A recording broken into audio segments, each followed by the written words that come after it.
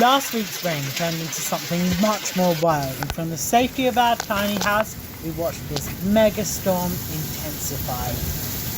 Just when we thought it couldn't get any worse, it got worse and worse and worse. Oh my god, the guinea pigs!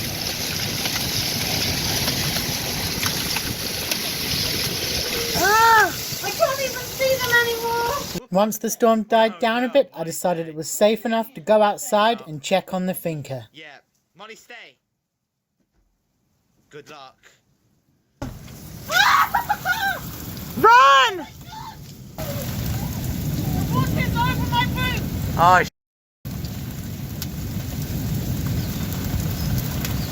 wow, brought you some evidence, Your Honour. What? The alleged victim. So it happened to all my eggplants. Oh no. And here is the perpetrator. Since I was already soaked to the skin, I decided it would be a good idea to use some old, oddly shaped bits of pipe to see if I could connect the water spout to our backup tank and collect more water for our goats.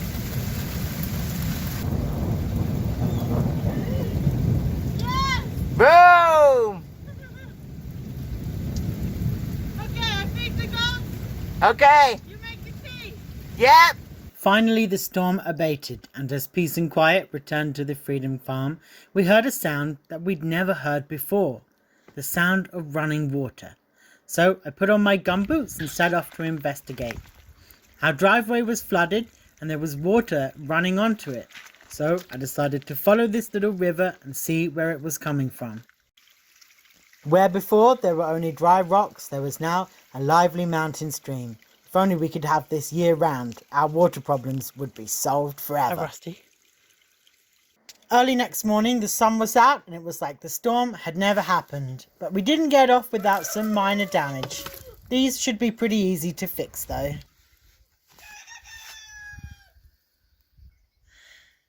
I'm so pleased that the nursery didn't suffer any damage in the storm. I know it's just a pile of old junk from the dump, but it really means a lot to me and I get a lot of work done in here.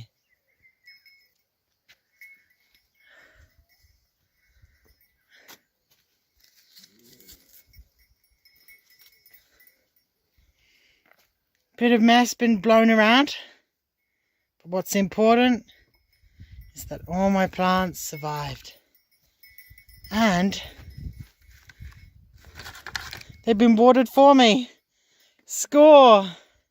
Everything's a bit crazy right now, don't judge me, it's the wind. But this tank, I think it's completely full. Yes! It was almost empty before the rain. Now the goats are going to have plenty to drink.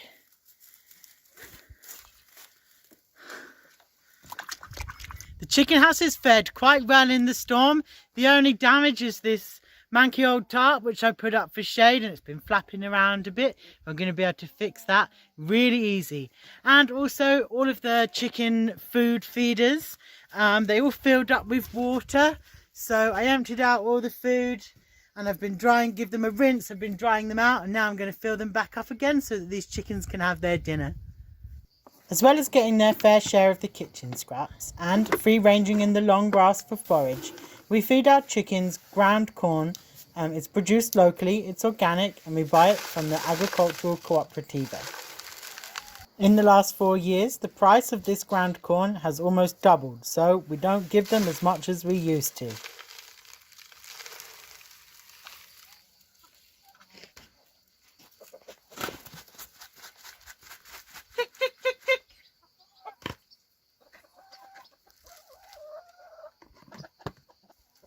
They still haven't forgiven me for scratching them with all that cold water. Sorry, guys.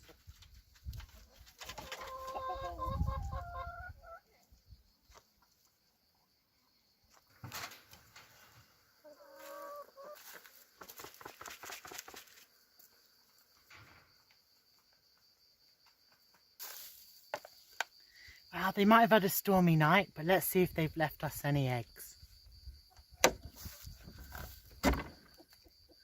Hello, would you mind moving on? Come on, off you go. Thank you very much. Oops.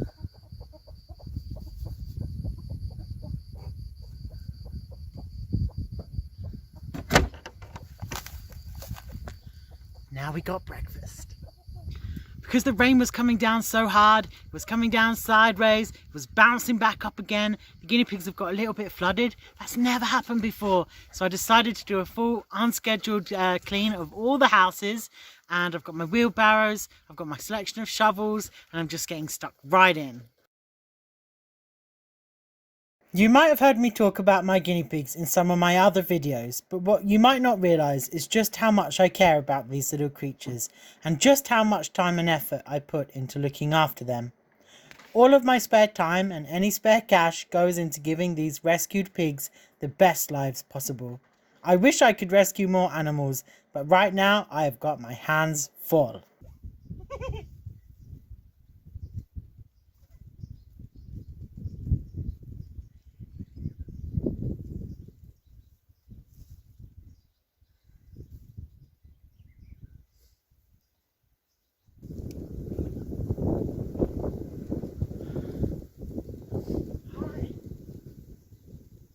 Alright Tony, you're a fast bastard. Even if you're good friends, guinea pigs don't like to be caught, and my theory is the older a guinea pig gets, the better they are at evading capture. Tony is almost 4 years old and he sure knows how to scramble.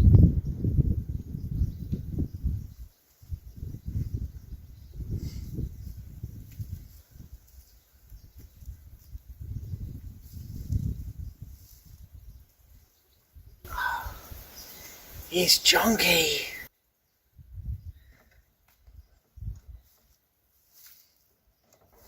Busted. I'm keeping my guinea pigs in these old fruit crates, but since it's quite hot, I'm putting a wet woolen blanket over the top to keep them cool.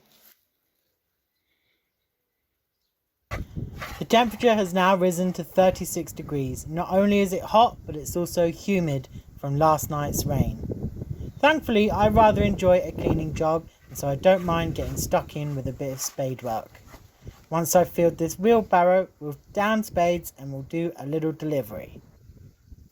Guinea pigs don't have great eyesight, and so smell is an important way that they navigate the world. So you want their enclosure to be clean, but you don't want it to be sterile. If they can't smell that it's their home, it can stress them out. There's one thing we don't want, it's a stressed out guinea pig. Stressed out guinea pigs deteriorate in their behaviour and they can get very naughty. If they get really stressed, they can even fight and sometimes even kill each other.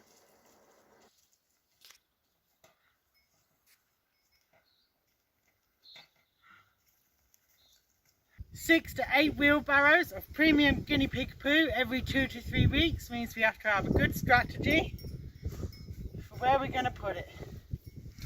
For me, I'm building these lovely raised beds for all my plants to go in.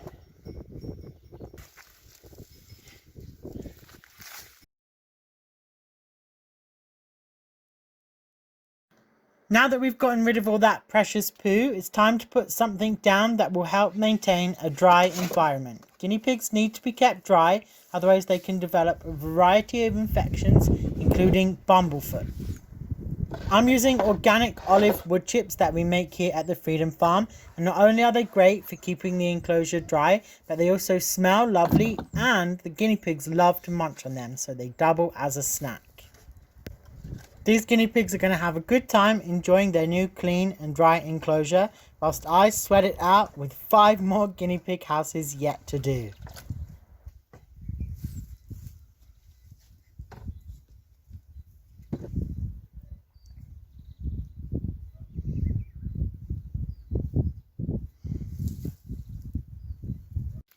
Last but not least, it's time to check the solar panels. Nicholas was so worried during the storm that those angry little hailstones might damage them, but it looks as though they failed to make even the slightest dent.